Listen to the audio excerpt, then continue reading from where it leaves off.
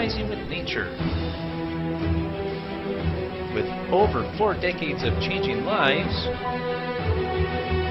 your self-discovery archaeologist, get ready to be the best of you with your host, Beverly Zeimet. And welcome to the Beverly Zeimet Show, where being the best you just got easier. My guest today is Steve Schulz. He's calling in from Wisconsin, right? You chickened out. I'll tell everybody what city I'm from in a minute, Beverly, but thank you for having me today. Oh, it's an honor. It's an honor. Gosh, we've known each other, 20, 25 years, 30 years? Yeah. A long time. Okay. A long time. Our paths, have crossed, and then they disappeared, and then they crossed again. And gosh, I reached out to you here, a couple weeks ago, and I'm so glad that you actually followed through and said, hey, what are you doing? And, connected again, because I've always admired you. And it's an honor to have you in my circle of acquaintances. You are definitely an inspiration to me and different people that I know that know you. And you're true to your word. You have so much integrity, so much love. And I love you to pieces for everything that you are. So being that best you that you can be just keeps getting better and better every time I talk with you. And now being able to do business with you and having you on this show, it's just a delight. It's a delight. So tell the people out here what you do, Beverly, and why you do it. You read that intro exactly how I wrote it, so way to go. Oh, I didn't get that memo, though. I must be that psychiness I have, right? You are so awesome. You are so awesome. Well, first of all, it is great to be on the show with you here. It's great to reconnect with you. And, I think, Beverly, life is nothing more than building relationships and sharing ideas. And you and I built a relationship many, many years ago. And, through social media and whatnot, it feels like, we've been together for all of those years, even though we've kind of gone in opposite directions a little bit. Now we're back together and we're working together a little bit. So I believe that building relationships is incredibly important. And especially in today's world, right, with social media and everything, it's a lot easier to do that. Oh, my gosh. But, I feel like people say, well, Steve, how long have you been in the networking industry? Because I'll tell you my story just a little bit. But when you think about it, you guys, you get involved in the networking industry the second you are born. The second you're born. Because people are holding you as a little baby. And if you don't think that that's true, have you ever been on an airplane and there's been a baby in front of you or a toddler, let's say, and that toddler is peeking through the seats and looking over the seat. And what that little baby is trying to do is build a relationship with you, right? And we've been doing that for years and years and years and years. But I got into the professional networking arena back in August of 1990. A friend of mine called me up at 10 o'clock on 10:30 actually on a Sunday night, and he said, hey, what are you doing? I said, I'm going to bed. What do you want? I want to show you something. And so he came over to my house and he shared with me this networking program on how we can leverage our efforts through the efforts of other people. And I thought it was a pretty cool idea. I had never known anybody in that profession before. All I knew is that I didn't know what I was talking about. And I was actually trying to find reasons not to get involved. My wife came out of the bedroom and she said, guys, for a couple $100, what if it works? And we decided to get started in that particular business. And Beverly, 30 years later, I'm sitting here talking to you, talking about, hey, I'm in the same profession. I'm in the same profession of networking. Way back in August of 1990, I was a 5th grade school teacher. My wife, Colleen, was a 1st grade teacher. We thought, hey, it will be a great supplement to our teaching income. Never, ever, ever did we think it would replace our teaching incomes. We thought it would be a great supplement. But we worked the business on a part-time basis. And I'm talking 3 to 5 hours a week. All right. So it's not a huge time commitment. But after a year of doing that, Colleen left her teaching position. A year and a half later, I left mine. So we've been doing this now full time for about 27 of the 30 years that we've been in. And Beverly, it is the greatest thing that's ever happened to me. It's the greatest thing that's ever happened to me, my kids. Right. I don't have any grandchildren yet, but it will be the greatest thing that's ever happened to them. And we can change lives for generations to come because of decisions we make today. Yeah, that's right there. That is a key comment that you just made. We change lives from the decisions we make today. Yep.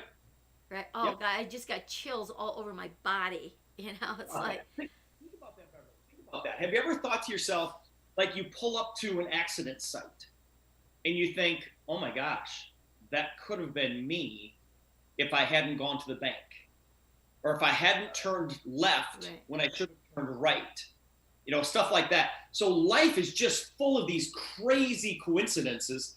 And sometimes there are decisions that are made that aren't, life or death at the time. Right. But, when I decided to get involved in the networking profession back in August of 1990, it was a question of, okay, it's $400. Is that life or death? No.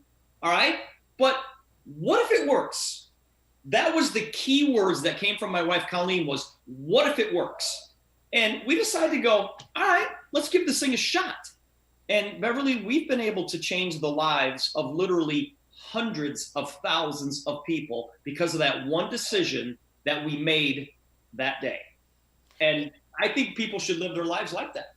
And it's interesting how you say that. You change those lives. And the impact. So if you're going to a job, a 9 to 5, and you're working for a boss, whose lives are you really changing besides the boss's life, right?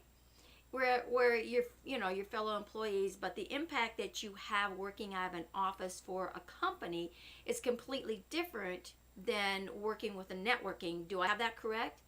Oh, absolutely. So, there's no question about it. Yes. Okay, so share with the audience, because some of them don't understand it, or they think it's this pyramid thing, or whatever their minds are doing. So what is the difference? How does a networking business impact lives differently than a 9 to 5?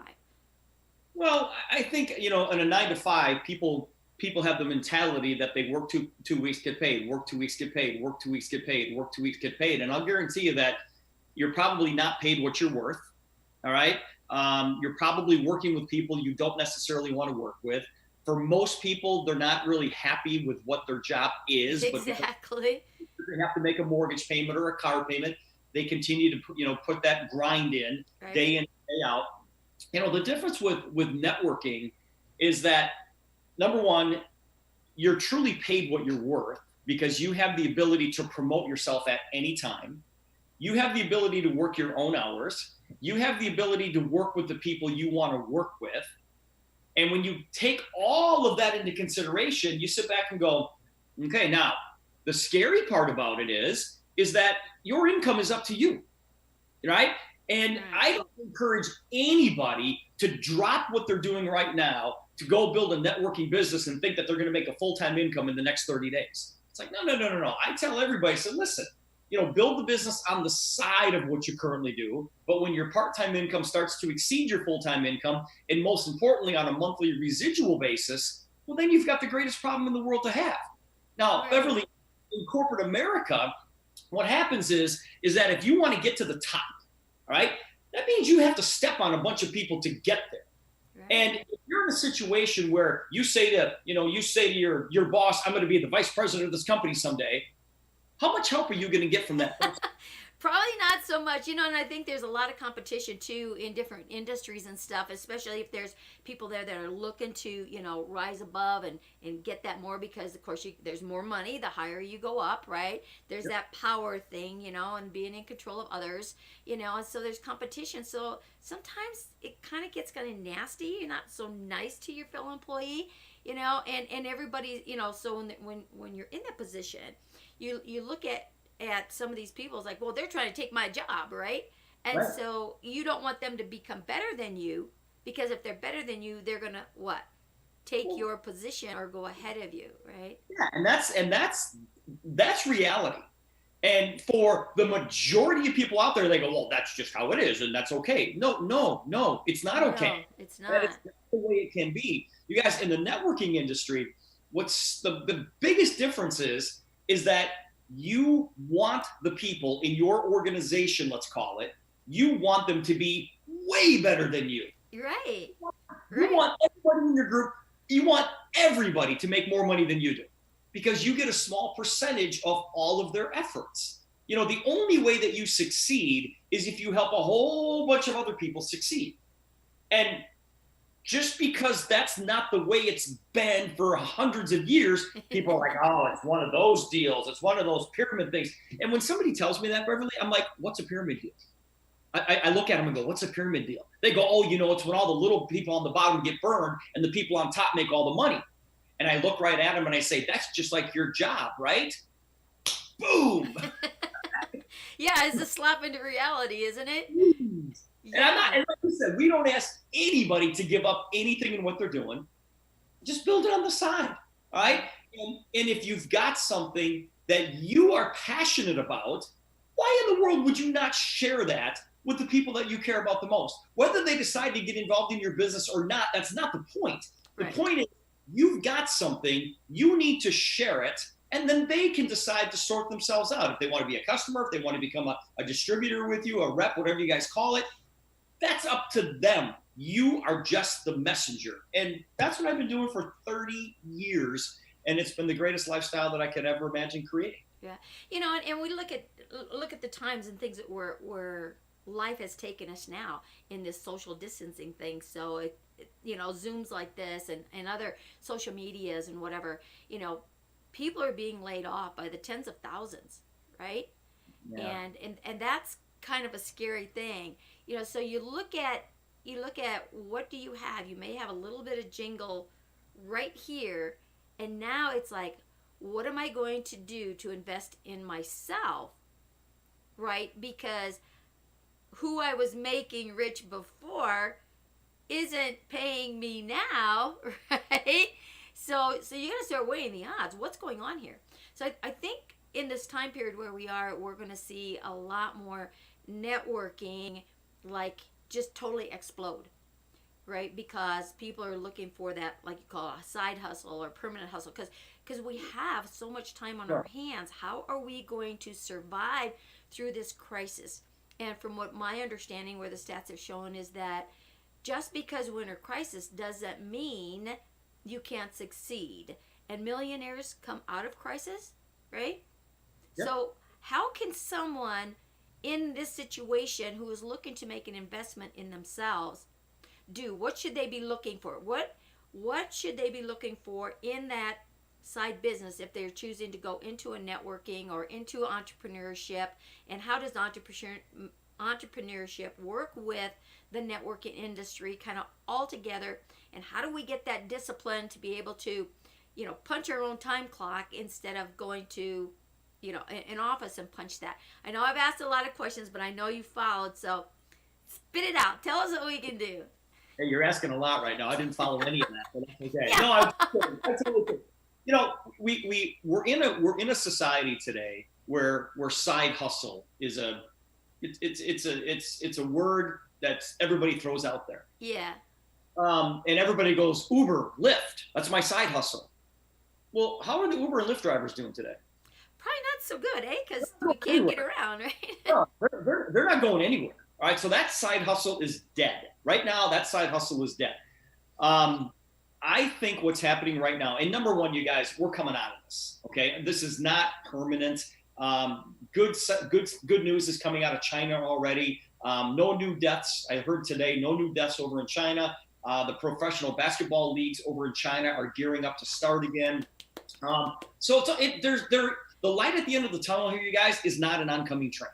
All right, we will come out of this. Now, people will come out of this scarred. They will come out of this a little bit scarred.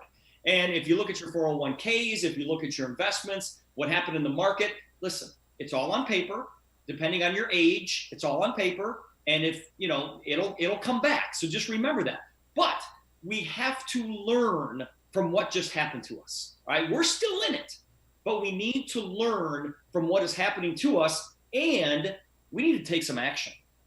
Beverly, you cannot believe the number of people that I'm talking to who know me. They know I've been telling people about side hustles for 30 years. Right. And these people are coming to me saying, "Oh my gosh, I wish I would have done something with you. I wish I would have done something with you back then." I said, "Start today." I said, "Start today." I It said, can't change yesterday. It's "No. right now. Hey, there's a reason that your windshield is so big and your rearview mirror is so small, right?" Yeah. Oh, I love that analogy. I'm going to steal that one. I love that. Look forward, you guys. Everybody just look forward. And when you look in your rearview mirror as you're driving forward, look how small things get behind you very quickly. Okay? Right. With that in mind, I tell people to start today. I say, find something that you're passionate about. Find something that, number one, you can legitimately talk to people about. You're excited about it. Make sure that you can make some money at it, because here's what most people, and I know I'm not exactly sure who this audience is right now, but if you're an entrepreneur, if you're involved in the networking profession, if you are doing, let's say, business presentations, the person you're talking to is sort of listening to you. They're kind of listening to you.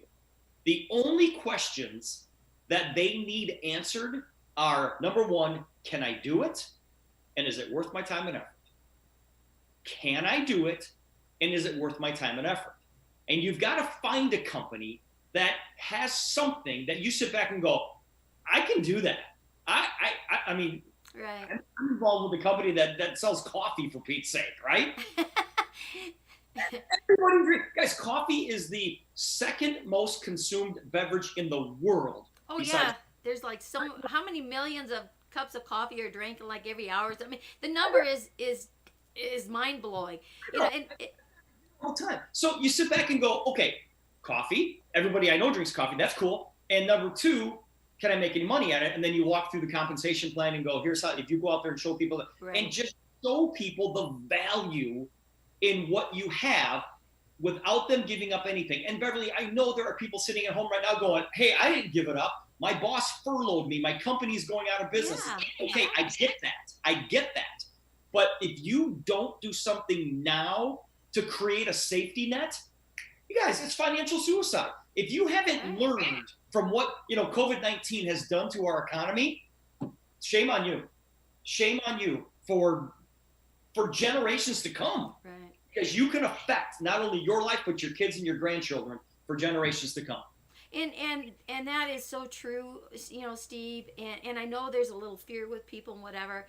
And again, right now there's still that, I don't want to call it excess money, but there's money there for investing, right. and again, it's weighing the odds. Like you said, find something that's passionate, find something that people either need or want, right? And I think the biggest thing we're looking for is people are looking for that plan B and that financial investment that's going to grow. Because I remember when I talked to you, you didn't even share anything with me. We just talked. I wanted to get you on the show, right? And then I started asking you, hey, what are you doing these days? Because I knew you weren't with the other companies, doing your marketing stuff, whatever.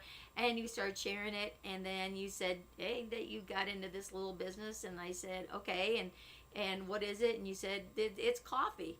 See, it was funny because you said, you know what? I'm selling coffee. Because why? I don't have to teach people how to drink it. And everybody wants it. They're not going to give up their coffee, right? It's like, okay, that is so true. And I just said, show me the money. Right? Remember that? And what did I tell you? I showed you how to make $1,300 in a week. Exactly. And right now, people are like, okay, show me how to make $1,300. Because listen, people are not concerned about making their mortgage payments right now. They're worried about putting food on the table. That's exactly right. And so when you can show that, excuse me, how to do something like that. And again, when you look at the investment, so the first thing is the money I have has to put food on the table. The money I have has to keep a roof over our heads, right? So those are two key elements. So why would I take this money away from to invest over there? And you start looking at all these different companies for investment, right? $200, $300, $1,000 to get in. That's scary. Yep. But when you can look for less than $100, somewhere around $70, $80, yep. Is that a doable? Yeah, I mean, seriously, I'm showing people how they can start, own, and operate their own business for $30. That's the cost. I mean, there's no cost to get into our company. You just subscribe to the back office so you can look at all your customers and everything. And then if you want to be your own customer, which you should, it's like $40 to be your own customer. So yeah, we're showing people how they can start, own, and operate their own business, make a bunch of money in this critical time, and they can make it fast. That $1,300 that I just shared with you, that's paid weekly. All right. So anyways, that's the big picture of what's going on right now, is that we are showing people in this. There's going to be a pre-COVID world and a post-COVID world. Oh gosh, for sure. For sure. The post-COVID world is going to be different, you guys. It's going to be totally different. I'm not sure if the handshake has gone away forever. I'm not sure. All right. But there will be a way. There will be a different way that people think about their incomes. Oh, they already are. Yeah, and they're like, I don't want that to ever happen to me again, so I'm going to start something now. So what, Steve? Share with our audience here. What is the biggest fear that prevent people from moving into this style of entrepreneurial networking versus something else? What is that number one fear? Do you have any idea? Yeah, I know exactly what it is. It's the fear of failure. Okay, everybody says, "Oh, I don't know if I can do this," and they're afraid. I don't think that's it. The biggest fear that people have is what other people think of them. So if I go approach somebody about this business and they look at me like, "Are you crazy?" Right. That's one of those deals. What are you doing? And all of a sudden they just start hammering on me. I'm going to feel pretty bad about that. Right. I think that is the number one fear, is what other people think about them. Now, I learned this a long time ago. If you feel that way, then you have an ego problem. That's the problem. Oh boy, that's gonna hit somebody in the gut, isn't it? You have an ego problem because you are so concerned about what other people think of you. Listen, people really don't care that much about you, you guys. No, because they're all doing the same thing, right? Worrying about what other people are thinking about them. Yeah. And so, in this business, guys, I teach people all the time. It's like, marry the process, divorce the result. Marry the process, divorce the result. If you can divorce the result, then you don't care what people say. If they say yes, great. If they say no, who cares? It's a numbers game. Beverly, I'll tell you the story real quick. My parents, and I don't know if I told you this already, my parents have won the Wisconsin lottery twice. No, you never told me that. Not once, you guys. Twice? Who in their right mind wins the lottery twice? Okay. Who wins it once? I mean, it's far and few in between. The odds are crazy. They won 25 years apart. My parents are 85 and 80, and they won it about 5 years ago for the second time. And when they won it, obviously they were 80 and 75. And my mom calls me, and she goes, "Honey, Dad wants to tell you something." And I knew instantly what it was. I knew instantly. So Dad was telling me, the numbers came up again. I said, "Dad," I said, "what are you going to do with the money?" And he goes, "Well, we don't want or need anything." In the back of my mind, I'm going, "Just leave it in the bank. Just leave it in the bank, brother. Just leave it there." Somebody told me one time, when your parents get that old, always buy them things that you want. Oh my gosh, always buy them things that you want. That's good. Hey Dad, it's your 85th birthday. Here's a new boat. But here's my point. My parents, especially my dad has no problem at all driving around town, going to his local coffee spots, talking to his buddies about how he won the lottery again. He's like, "I picked these numbers and this is what I did and here's my routine." Do you think my dad has any care in the world what those people think of him right now? About him telling the story? Right. It doesn't matter what those people think of him, because he's already got the money. You guys, in doing a business like this, when you're telling somebody about your business, what difference does it make what they think? Because if they say no, you didn't have them in your business to begin with. Yeah, so what's the difference, right? Yeah. So marry the process. In other words, make sure your process and how you explain the story is solid, but divorce the result. You don't care what the result is. If they say yes, awesome. If they say no, awesome. Right. Guys, if you can develop that mindset, you can make millions of dollars inside this profession. That's that's key. That's key. And I hear that a lot in the industry that I'm in. Because I work with people working through emotional things, right? And self-sabotaging blocks and stuff like that, right?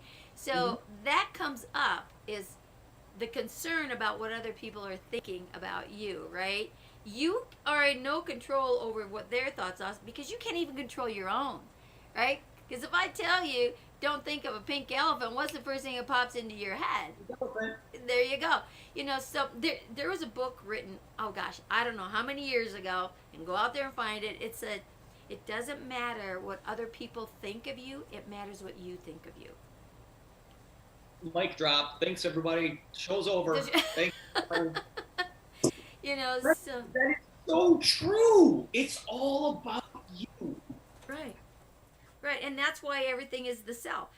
Self-esteem, self-worth, self-value, everything, right? It's okay. Now, what are we taught as little?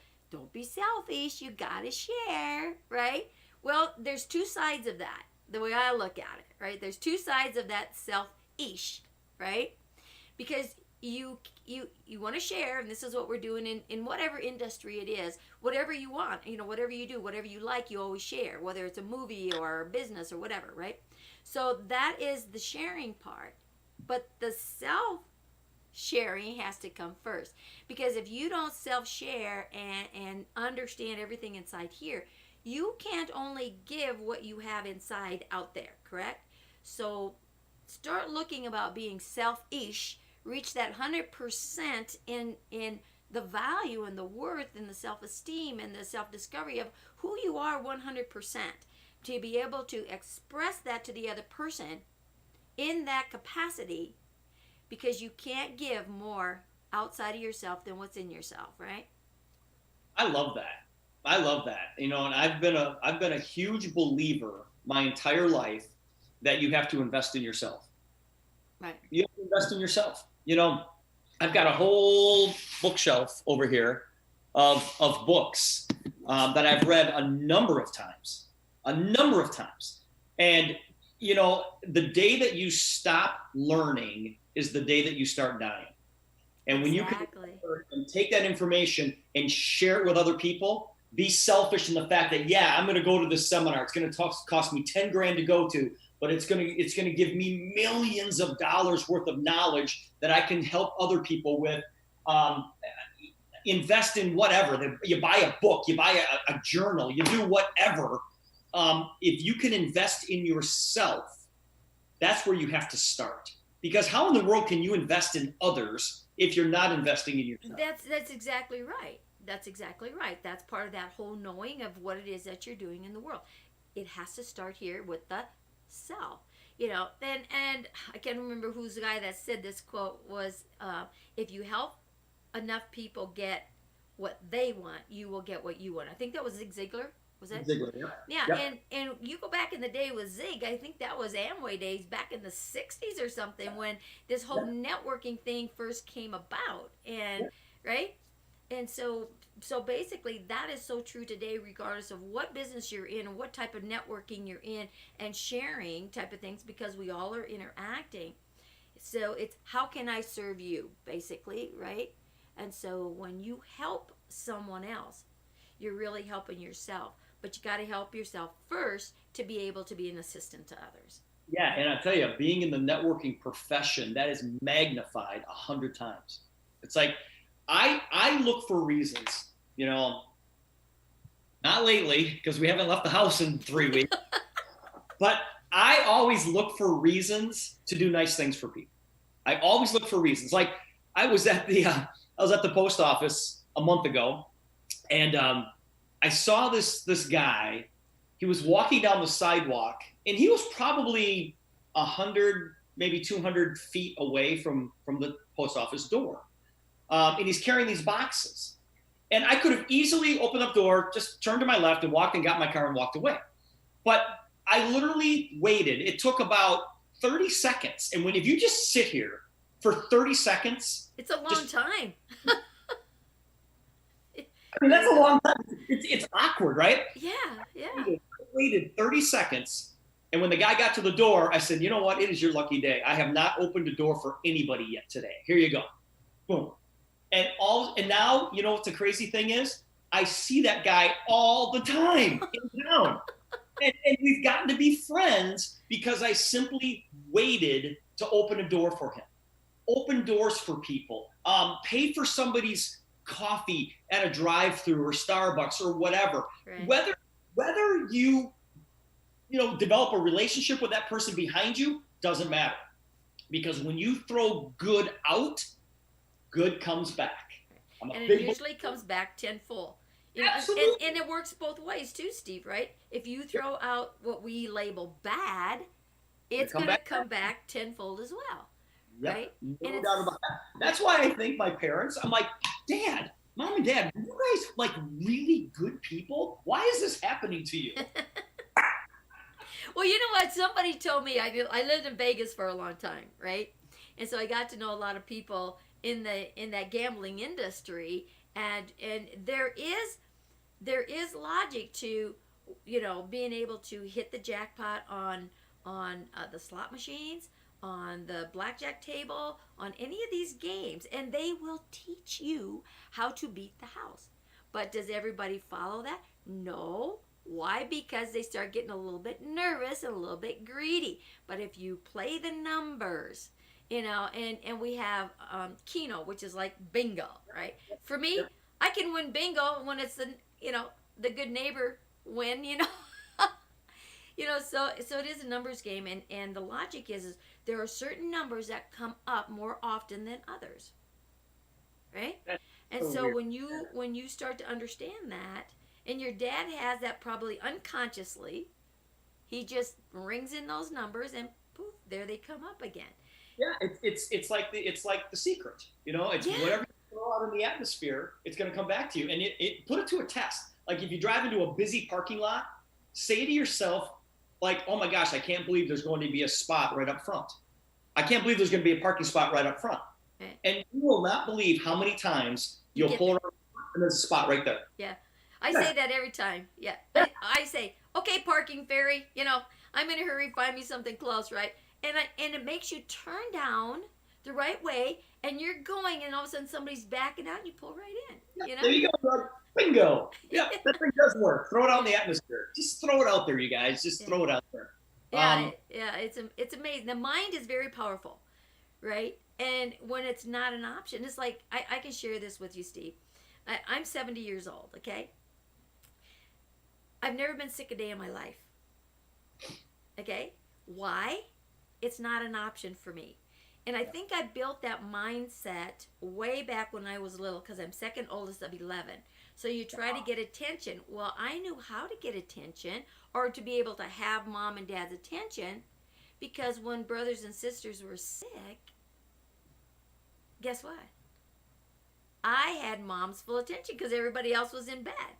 Mm-hmm. Now, maybe I had to take them something to drink or whatever to do but I was the only one there, and it's like, this is a good option. If I don't get sick, I get all the attention. Okay? And sometimes I start to wonder, because, you got power in that mind ability. Sometimes I think maybe I made all my brothers and sisters get sick so I could have that attention.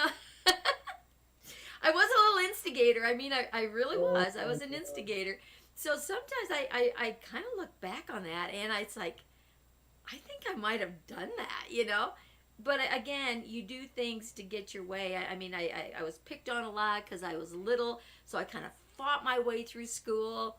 Yeah. And for me to get even, I had that intuitiveness. So I could have people do anything. I could convince them that this is what they had to do, no matter how many times over, right? And so they did.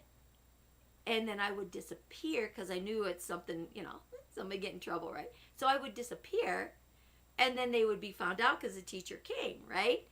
And they blame it on me, and the teacher, well, then where is she? So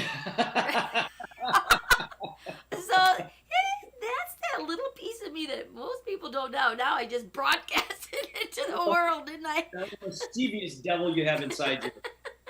But it worked. It But worked for the time. Your point, though, Beverly, is this: fight for what you want. Right. Fight for what you want. Right. You know, there are so many people out there right now that want more than what they have, and I'm telling you guys, write it down. Write it down. Write down what you want in life. If you could design your best life, what would it be? And write yourself a letter as if it already happened. Okay? And you read that letter to say, and it says, oh my gosh, I cannot believe I'm living in my dream home. I've never, I knew it was going to be amazing when I had, 7 bedrooms and 14 bathrooms, and I've got whatever it is. Oh man, who wants to clean that? Yeah, I know. That's why you hire someone to clean it. But you write that letter as if it already happened. Right. And you keep that letter, whether it's in your journal, if it's, I don't care. You keep it somewhere where you can see it, and you will not believe how quickly it could come true. And that's kind of like the vision boards, right? So it's similar to a vision board. I mean, you can actually write that letter, print it up, put it in a frame so that you look at it every single day, right? Because it's the unconscious that starts making that your reality, regardless of what it is. And you made a nice comment here where you said we always want more than what we have. Well, take it one step further. We want our kids to have more than what we had. Sometimes we live vicarious through our children when they're growing up. And I'll share this with you. When my kids were little, what I always wanted growing up was my own bike. We didn't have that option, and we never had a new bike. Dad would pick one up at a farm sale or something, and man, you learned how to be a mechanic really young in your age, to make it work. And then you had to share because there was only one bike to go around. So when my kids were old enough, and they were starting to ride bikes and everything, it's like, wow. So I bought each one of my kids a brand new bike for Christmas. And you know what? They could care less. I know. And to me, that was my first aha moment, wake up call, is living vicarious by giving your kids, because you want them to have more than what you did, but you're not listening to what they're asking you for. Yeah. So how does that happen in today's world in business? What is the person that you're speaking to, even in this networking business and whatever your networking is? Because you need leads, you need customers, because that's the exchange of money. Money in, money out, money in, money out, regardless of what business that is. So are you listening to what your potential customer or client is needing and wanting? Or are you just like puking all over them, right? Yeah, that's a really, really good subject. I had the opportunity to do some training with John Maxwell. Ooh, wow. Yeah, John is the foremost leader when it comes to teaching about leadership. Great. And there were 50 of the top networkers in the world that were invited to this seminar that John was giving down in Atlanta at his headquarters in Atlanta. And there's 50 of us. There's 50 of us in this room with John Maxwell. And he taught us some things for the first day and a half. And then the second day, the second part of the session, day and a half, we all had to do part of John's training up in front of everybody else. Oh, wow. Okay. So how'd you like to do John Maxwell's training in front of John Maxwell? Crazy, right? Yikes. So my topic was the law of curiosity. And what the law of curiosity says is that you should listen more than you speak. And I've applied this to my networking business for years and years and years, because what a lot of people do is they will go meet somebody and they'll sit down, they'll throw all this material on the table, and they'll say, oh my gosh, this is the greatest thing I've ever seen. This is what the product has done for me. This is how much money you can make, blah, blah, blah, blah, blah, blah. And the person across the table is like, oh, that's great for you. Tell me what's in it for me. Right. And so what I've learned to do was, you sit down with somebody, you put nothing on the table, and you say, tell me about yourself. What's going on? Okay, how's your job? How are the kids? When was the last time you went on vacation? And you just have a normal conversation like a normal human being. And when you have a normal conversation with somebody, understand that they like to talk about themselves. And so people are going to spill their guts and they're going to say, you know what? My job, I'm working 60, 70 hours a week. I'm not making the kind of money I want to make. I haven't been on a vacation in 10 years. The kids are getting older. I have no idea how I'm going to pay for their education. And your person that you're sitting with will bring all of this out. Okay? So you're making it all about them. So then you can say, listen, what if I could show you a way to pay for your kids' education before they actually, get into high school? Would you be interested? Hey, what if I could show you a way to make some extra money on the side of what you're currently doing so that you could go on a vacation once a year instead of once every 10 years? Hey, what if I could show you a way to free up a little bit of free time so you're not having to work those overtime hours all the time? So in other words, they're going to provide all of their problems. You provide the solution. Right. So you do make it all about them. Beverly, when you and I were talking, you called me, you reached out to me to be on the show. Right. And then I just said, tell me what's going on in your life.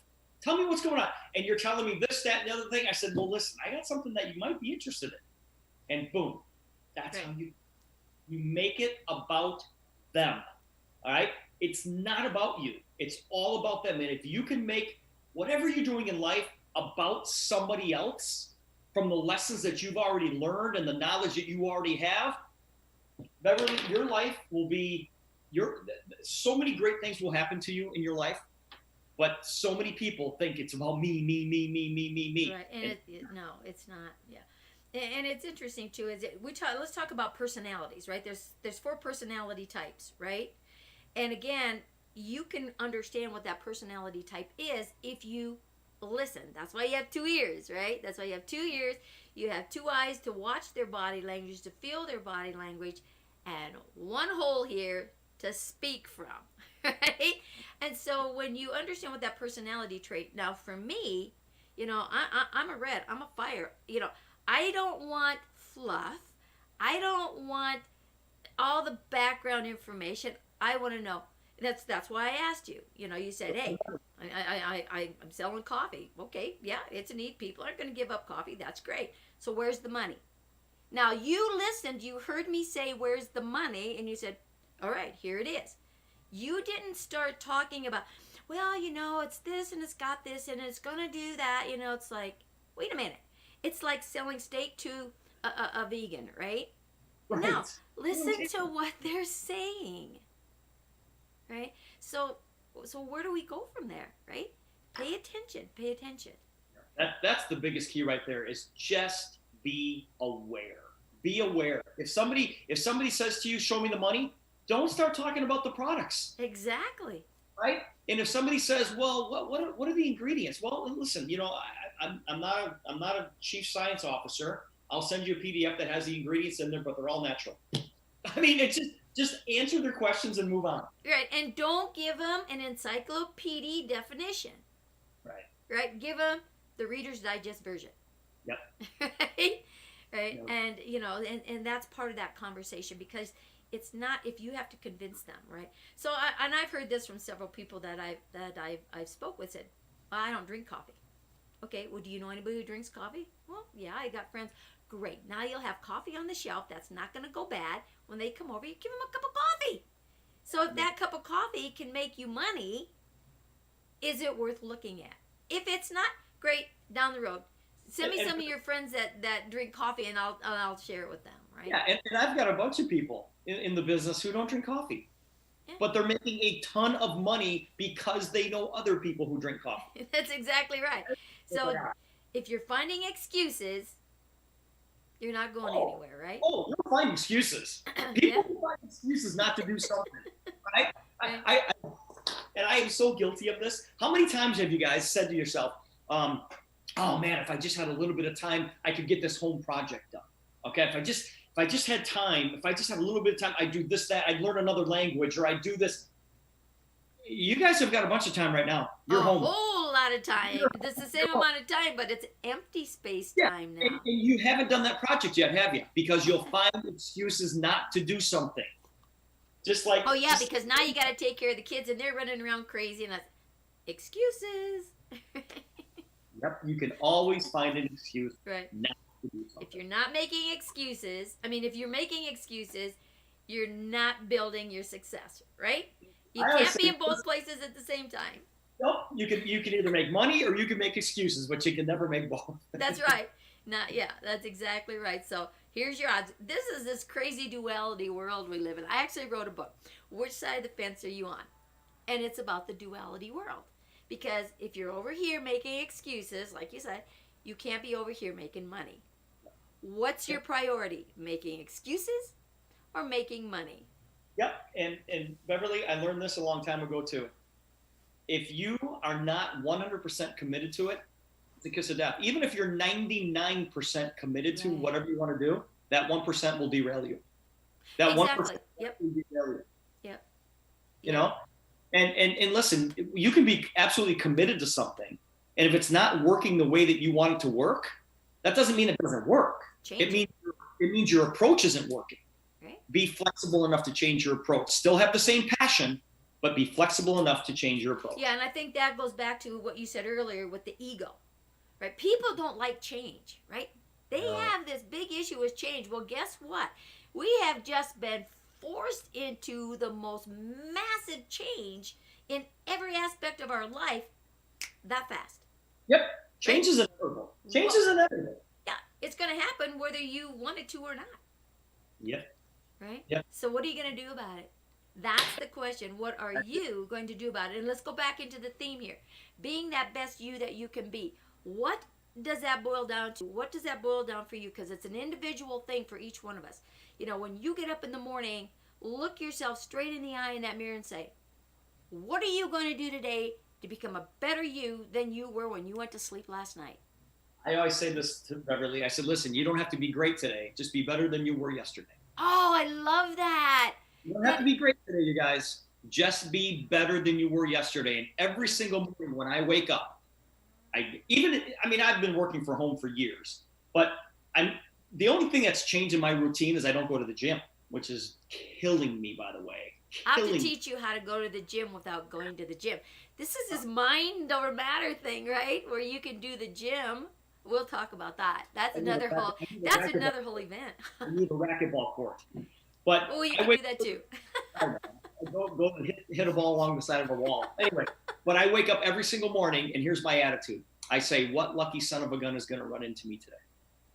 Oh, that's great, right? What lucky son of a gun is going to run into me today? Because it's your lucky day that you're here in front of me. Right? I don't say this out loud, but I'm like, you are so damn lucky I'm calling you today. You have no idea. Yeah, that's really a good mindset to have when you send out that text or when you make that phone call or whatever, right? Yep. Right? Yep. Because again, that sets the intention. And intention is what is necessary. It sets that intention. And where are you going to go without that? You go this way, right? Yep.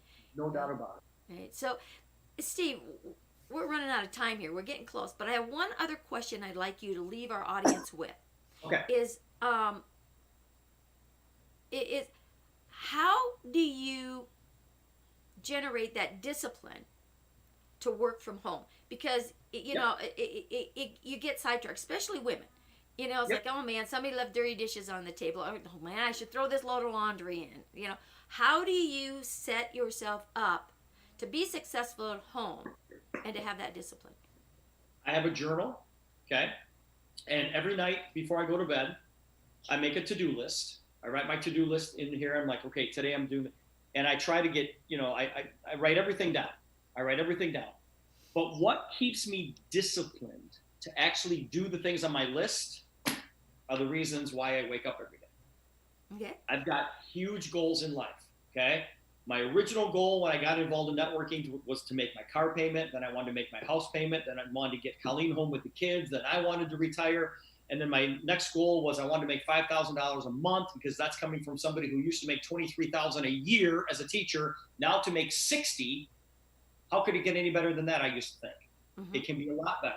So then I started making 5, and then I wanted to make 10, then I wanted to make 50, and then I wanted to become a cash millionaire.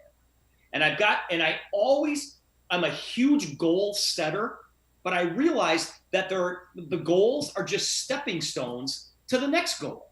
Right. And so I always have a reason to get up and go do the work. and I've got some big goals that I'm working towards today. That if I don't make this phone call, if I don't get on the show with you, if I don't promote the book, if I don't do whatever I'm supposed to be doing, if I don't do those things, I will not achieve my goal. It's like your goal is to get to the second floor, okay? And you're on the first floor. Okay, well, what do you have to do? If you're going to take the stairs, you're not going to jump from the first floor up to the second floor. You're going to take it one rung at a time, right. One step at a time, and you're going to reach it. And that's what keeps me going on a daily basis is I'm just going to get up the next rung and then the next step and then the next step. And then when I hit that goal, I'm like, celebrate it for about a minute and a half and go, all right, what's the next challenge? Where's that next level? You're right. And I make it important enough for me to do the work. Well, you have to have that little push, that little challenge, right? And I think this is where a lot of people, again, your goals have to be believable to be reachable. Because if you say, I want to make $20,000 a month, does your psyche really believe that? Right. When you're only making maybe $2,500 a month? Not so much, right? But can it believe you can make, say, $3,500 if you're making 25? Yes. Maybe you can push it to 4,000 or 5,000. Okay, that's a believable. That's a doable. Okay, like you say, then where are the steps? You can't miss these steps because you'll get knocked back down. So take it one step at a time. You can move fast up those stairs, or you can move slow, or you can just stay where you are. Those are your choices. But make your goal believable, right? No doubt about it. I mean, if you can believe it, you can achieve it. We've heard that a million times. Yeah. Steve, tell the audience how they can get a hold of you. I'll tell you what, you guys, if you want, you can go to my website. Just go to thesteveschulz.com, thesteveschulz.com. This is where you can order my book. You can leave me a message there. You can leave me a private message on Facebook.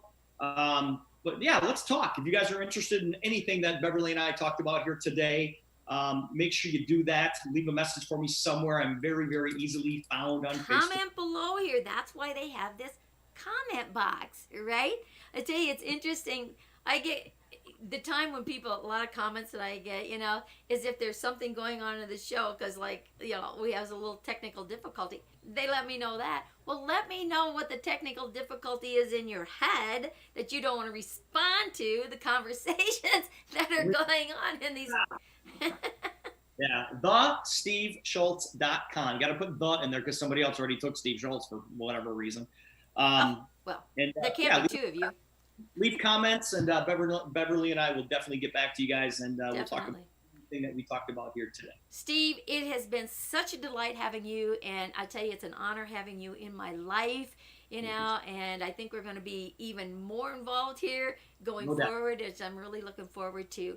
And now it's time to say, go out there and be that best you that you can be. And why is that? Because Steve and I are going to be the best we that we can be. Thank you all for joining the show, and we will see you on the next show. Bye for now.